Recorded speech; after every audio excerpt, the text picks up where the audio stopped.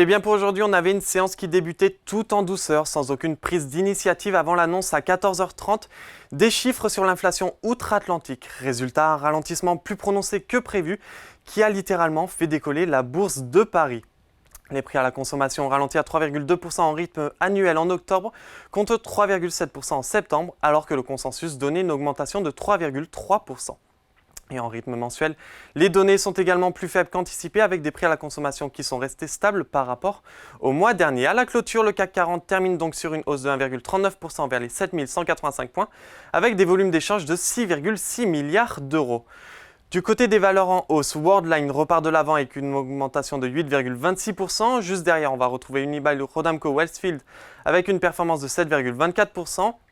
Suivi de près par Alstom qui publiera demain ses résultats semestriels de son exercice 2023-2024. A l'inverse, sur les valeurs en baisse, Thales est en bas du tableau, le titre cède 2,16%, puis on retrouve uniquement Orange, Sanofi, Total Energy et Capgemini en territoire négatif. Sur le SBF 120 maintenant, Orpea est en repli mais affiche une hausse de 690% par rapport au prix de souscription des nouvelles actions émises fixé à 0,06 € par titre.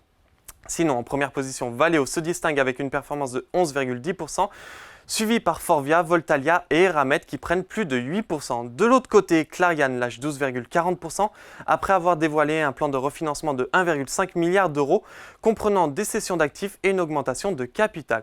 Puis enfin, le titre CGG lâche quelques points avec une contre-performance de 4,69%. Et pour terminer à la clôture parisienne, les indices américains sont bien évidemment en forte hausse. Le Dow Jones prend 1,63% et le Nasdaq 2,25% pour le moment. Voilà, c'est tout pour ce soir, mais n'oubliez pas, toute l'actualité économique et financière est sur Boursorama.